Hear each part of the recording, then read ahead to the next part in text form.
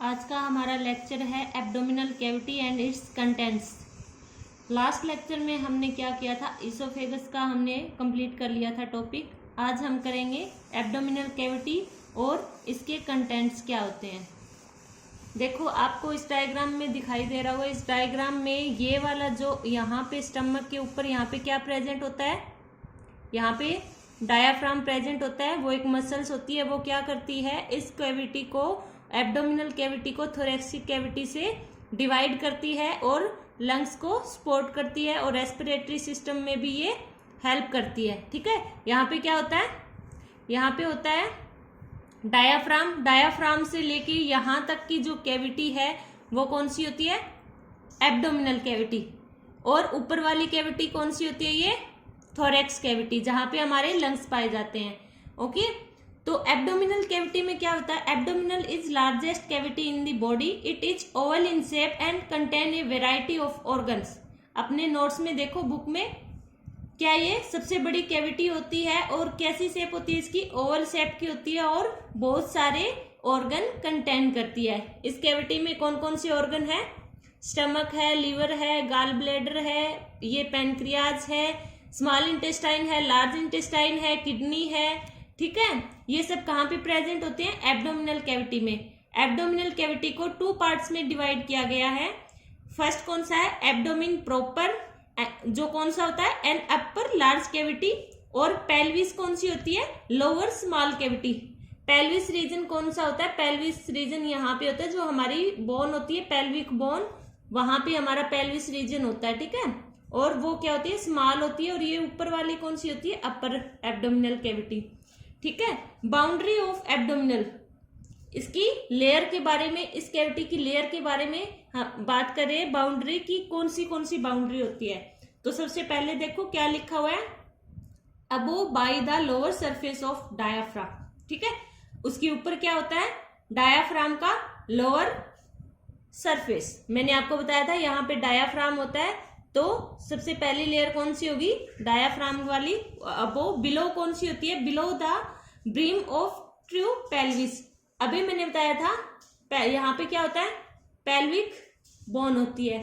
आपका skeleton system वाला chapter है ना, उसमें देख लेना पेल्विस रीजन और पेल्विक बोन, वहां पे आपको अच्छे से समझ आ जाएगा। In front end side by abdominal muscles, ribs and iliac bone. ये तो हो गई अपर की बात और बिलो की बात। साइड में क्या है, साइड में क्या है, रिब्स है, ठीक है, और क्या है, मसल्स है और इलिक बोन है। इलिक बोन कहाँ होती है, जो आपकी पेल्विक बोन होती है ना, ऐसे हिप बोन भी जिसको बोलते हैं, मैं यहाँ पे बुक पे बना नहीं सकती, पेल्विक बोन होती है। पेल्विक बोन के यहाँ वाला हिस्सा, जो यहाँ साइड वाला हिस्सा होता है, उसको बोलते हैं इलिक बोन। ठीक है, वो यहाँ पे पाई जाती है। इसकी बाउंड्री बताई है इसने। और फोर्थ में क्या है, नोटबुक में देखो अपनी, at the back by vertebral column, पीछे क्या है, बैक में vertebral column, sauce and quadratus labrum muscles. ये क्या है, ये मसल्स है बैक में जो पाई जाती है। ठीक है, वर्टिब्रल कॉलम बैक साइड में क्या होता है, हमारी रीढ़ की हड्डी होती है, और पीछे वाली जो मसल्स है उनका क्या नाम है, sauce and quadratus labrum and muscles. ये सारी मसल्स, ये बात हुई है इसकी बाउंड्री की, कैविटी की। ठीक है, ये आपका एब्डोमिनल कैविटी हो गई। इसके बाद क्या है, कंटेंट ऑफ एब्डोमिनल। देखो क्या दिख रहा है आपको, कंटेंट का मतलब क्या है, इसके अंदर क्या क्या है, कौन कौन से ऑर्गन है। एब्डोमिनल कंटेंट स्टमक, सबको पता होगा स्टमक कौन सा है, ये वाला क्या है, स्टमक। लीवर, ठीक है, ये वाला लीवर है, लार्जेस्ट ऑर्गन। उसके बाद क्या है, सप्लीन। सप्लीन क्या है, ये स्टमक के पीछे आ गया सप्लीन, देखो ये थोड़ा सा दिख रहा है, इसके बैक साइड होता है सप्लीन। ठीक है, और पैनक्रियाज, ये देखो ये भी इसके बैक में है थोड़ा, यहाँ पे येलो कलर का लीफ लाइक स्ट्रक्चर होता है ऐसे, ये है पैनक्रियाज। और क्या है, क्या दिखाई दे रहा है आपको, गाल ब्लैडर और किडनी। किडनी कहाँ होती है, ये इंटेस्टाइन है, इसके यहाँ होती है पेल्विस रीजन में, यहाँ पीछे इधर इनके पीछे क्या है, किडनी है। और क्या पाया जाता है, किडनी के ऊपर क्या होता है, एड्रेनल ग्लैंड और abdominal aorta inferior vena cava और पेरिटोनियम फैट। ठीक है, ये सब एब्डोमिनल कैविटी के कंटेंट है कि इस एरिया में कौन कौन से ऑर्गन पाए जाते हैं। ठीक है, हो गया क्लियर सबको। आज अब आगे हम क्या करेंगे, स्टमक। अब हम पढ़ेंगे स्टमक का स्ट्रक्चर। ठीक है, stomach and it's digestive function, ये किस तरह से काम करता है, कैसा इसका स्ट्रक्चर होता है और कौन कौन सी इसके अंदर सेल्स होती है, कौन सी सिक्रेशंस होती है। Stomach is dilated portion of alimentary canal and it receive food from oesophagus.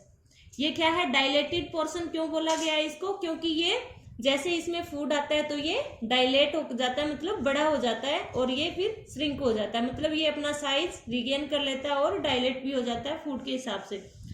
और कहाँ से, इसोफेगस से ये फूड रिसीव करता है, ये तो सबको पता ही होगा। It lie in upper part of abdominal cavity below the left half of diaphragm. ये कहाँ पे लाई करता है, ये कहाँ पे प्रेजेंट है, अपर पार्ट। ये हमारी एब्डोमिनल कैविटी थी, एब्डोमिनल कैविटी का अपर वाला पार्ट कौन सा, यही हुआ ना, यहाँ पे अपर पार्ट और यहाँ पे डायाफ्राम है। ठीक है, ऊपर इसके।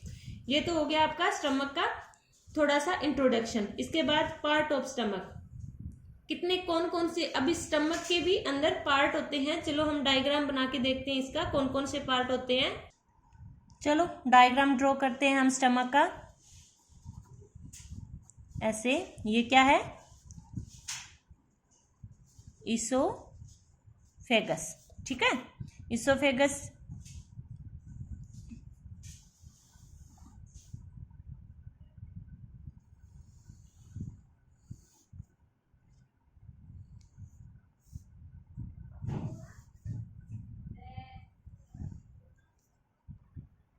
ये देखो मैंने डायग्राम बना दिया स्टमक का।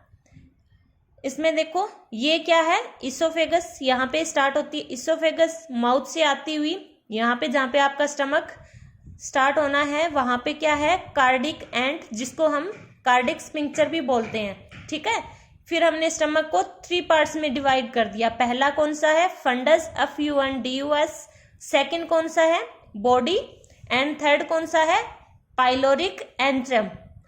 थर्ड पार्ट को क्या बोलते हैं, पाइलोरिक एंट्रम, और लास्ट में एक स्पिंक्चर है, एंड है, इसको क्या बोलते हैं, पाइलोरिक एंड या फिर स्पिंक्चर आप बोल सकते हो।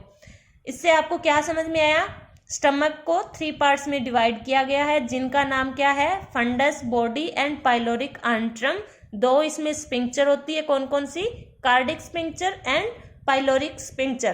ठीक है, ये किस लिए होती है, ये वाल्व तो कार्डिक स्पिंक्चर जो वाल्व होती है ये होती है कि आपका फूड आउटफ्लो वापस रिफ्लेक्स फ्लो ना हो इसोफेगस में, और उसको कॉन्ट्रैक्ट करने के लिए। और ये किस लिए होती है, ये आपका डाइजेशन होने के बाद का जो है आपका फूड, उसको स्मॉल इंटेस्टाइन में अलाउ करती है जाने के लिए। ठीक है, फूड कंटेंट को। फिर जब यहाँ पे स्टमक आपका कंप्लीट हो जाता है, पाइलोरिक एंड आ जाता है जहाँ पे, उसके बाद ये सी शेप में जो है वो स्टार्ट हो जाती है, वो कौन सी है, स्मॉल इंटेस्टाइन। क्या है, ये वाला हिस्सा हमेशा याद रखना, सी शेप वाला हिस्सा है, यहाँ पे क्या स्टार्ट हो जाती है, स्मॉल इंटेस्टाइन। और स्मॉल इंटेस्टाइन को भी 3 पार्ट्स में डिवाइड किया गया है। पहला कौन सा है, ये कौन सा हिस्सा है, ड्यूडेनम, फिर सेकंड जेजुनम, और थर्ड कौन सा है, इलियम। ठीक है, मेरी राइटिंग थोड़ी सी खराब है इसमें। ठीक है, स्पेलिंग आप अपनी नोटबुक में देख लेना। पहला कौन सा है, ड्यूडेनम, जेजुनम और इलियम। ठीक है, स्मॉल इंटेस्टाइन को भी 3 पार्ट्स में डिवाइड किया गया है, स्टमक को भी 3 पार्ट्स में डिवाइड किया गया है, fundus, body and pyloric antrum. 2 इसमें वाल्व होती है, स्टार्टिंग वाली वाल्व इसोफेगस के खत्म होती कौन सी है, कार्डिक स्फिंक्टर, और लास्ट में स्टमक के जो एंड होता है वो कौन सी है, पाइलोरिक एंड या फिर पाइलोरिक स्फिंक्टर। फिर होती है small intestine start. Small intestine के कितने पार्ट है, 3 पार्ट, ड्यूडेनम, जेजुनम और इलियम। जो सी शेप वाला पार्ट है यहाँ पे, इसको हम क्या बोलते हैं, ड्यूडेनम। ठीक है, हो गया इतना क्लियर, स्टमक का स्ट्रक्चर आपको क्लियर हो गया सबको। ये स्ट्रक्चर आपको क्लियर हो गया होगा सबको शायद मेरे हिसाब से। आगे देखो 181 पेज नंबर पे क्या लिखा हुआ, structure of stomach. Stomach consist of following 4 coat, यानी कि जो स्टमक आपका बना हुआ है वो कितनी कोटिंग होती है स्टमक में? 4 कोटिंग होती है। 4 कोटिंग किस लिए होती है? इसको प्रोटेक्शन के लिए। स्टमक को HCl अंदर सीक्रेट होता है, उसको कौन प्रोटेक्ट करता है? Mucus layer. तो देखते हैं हम कौन कौन सी लेयर इसमें प्रेजेंट होती है, स्टमक कौन कौन सी लेयर से बन के मिलकर बनता है। पहला कौन सा है? Peritoneal coat. ये किसका? Peritoneal coat. सबसे पहले बाहर वाला कोट किसका है? Serous covering. जो बाहर की कवरिंग होती है वो किसकी होती है? पेरिटोनियल कोट की होती है। सेकंड नंबर मस्कुलर कोट की होती है, ठीक है। वो मस्कुलर कोट की जो है वो किससे बनी होगी? मसल से बनी होगी। Longitudinal, circular and oblique fibre. इसमें फाइबर क्या है? 3 डायरेक्शन में फाइबर होते हैं इसमें, जो तीनों डायरेक्शन में मिलके इस कोट को बनाया जाता है। बहुत ही मजबूत कोट होता है ये। और थर्ड कौन सा है? सब म्यूकस कोट। ये किसका बना होता है?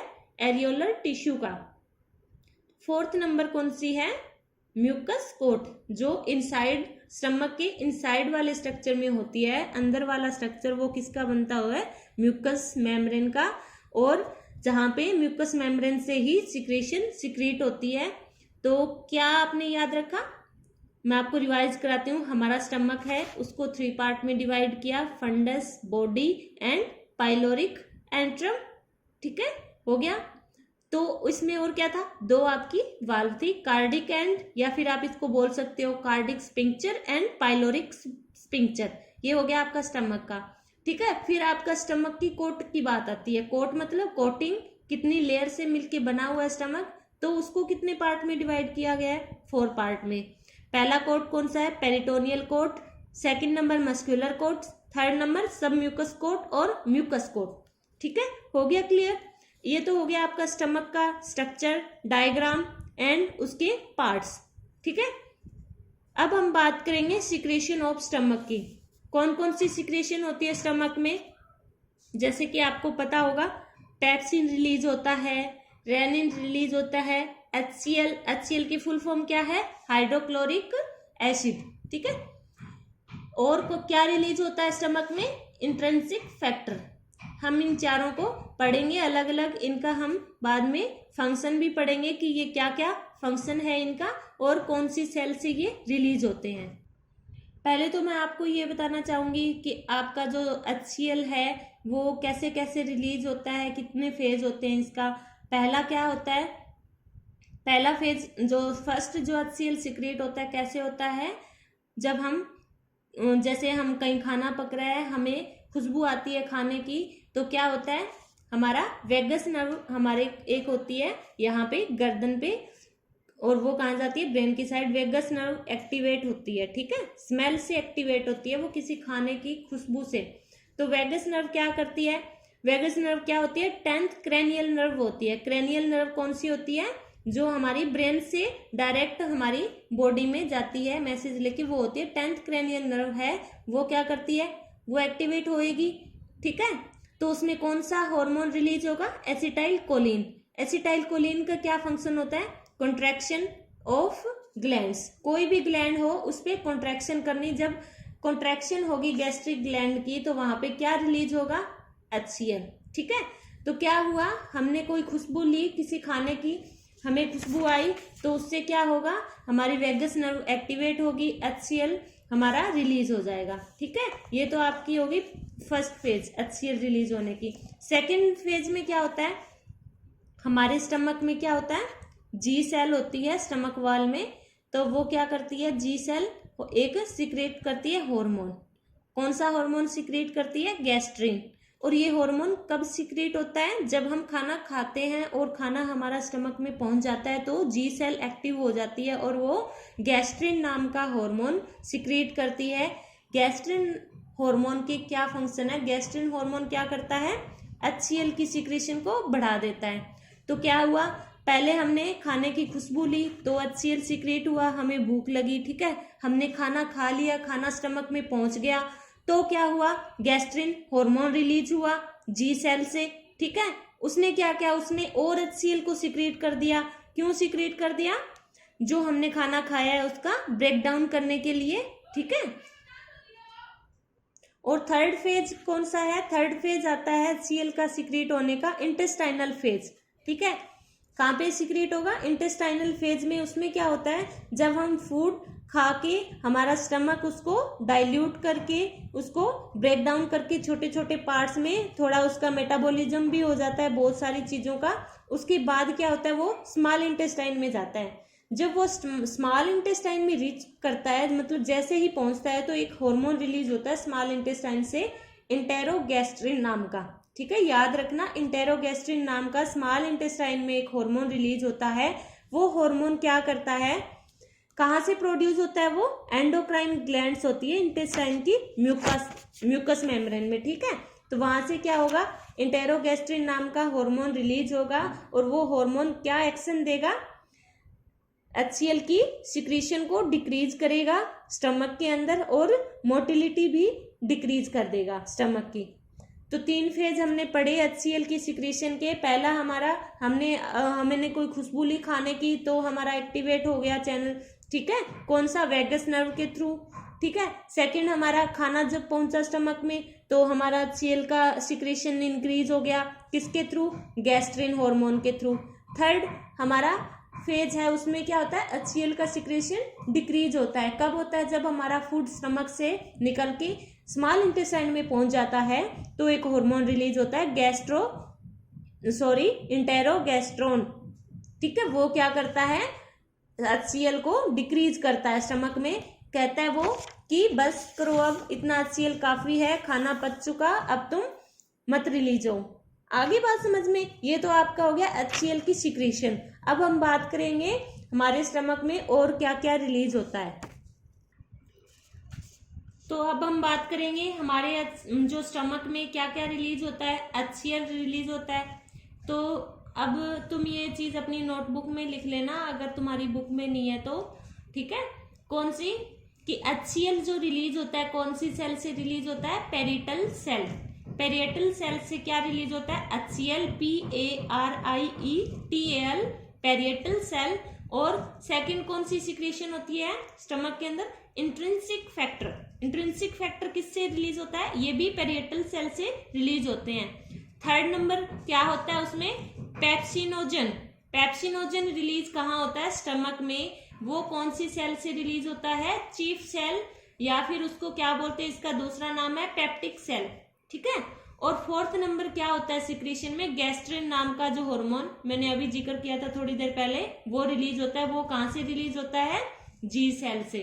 ठीक है, और ये आपका हमेशा याद रखना, आपके स्टमक के अंदर ये 4 चीजें आपकी रिलीज होती है, यानी कि आपकी जो सिक्रीशन होती है पूरी स्टमक के अंदर, उसमें ये चीजें होती है HCl, intrinsic factor, pepsinogen, gastrin, और एक आधा हार्मोन और होता है रेनिन वगैरह, एक आधा एंजाइम, पर मेन ये है। और ये कौन सी सेल से रिलीज होते हैं, ये भी बड़ा इंपॉर्टेंट है। HCl पेरिएटल सेल से, इंट्रिंसिक फैक्टर पेरिएटल सेल से, पेप्सिनोजन भी चीफ सेल से, उसको दूसरा नाम क्या है? पेप्टिक सेल, और गैस्ट्रिन जी सेल से रिलीज होता है। ठीक है, और हमारे स्टमक का pH कितना है? 1.5 to 3 एसिडिक pH होता है हमारा स्टमक का, हमेशा याद रखना। ये 1.5 to 3 पॉइंट तक हमारा pH रहता है। और डेली कितना गैस्ट्रिक जूस रिलीज होता है हमारे स्टमक में? 2 लीटर।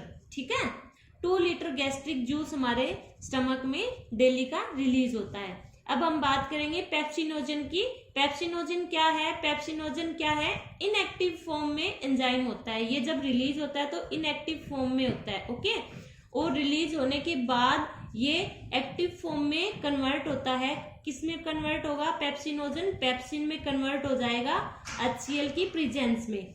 और इसका काम क्या है? प्रोटीन का ब्रेकडाउन, यानी कि प्रोटीन का मेटाबॉलिज्म कौन करेगा? पेप्सिनोजन नाम का एंजाइम करेगा। और ये इनएक्टिव फॉर्म में होता है। ये एक्टिव कब होता है? जब ये HCl की प्रेजेंस में आता है, तब ये पेप्सिन बनता है। ओके, सेकंड क्या था? Intrinsic factor. इंट्रिंसिक फैक्टर क्या होते हैं?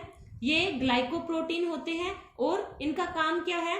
ये हमारे HCl में, जैसे ही हमने खाना खाया, डाइट ली हमने, उस डाइट में हमारे HCl स्टमक में क्या होगा?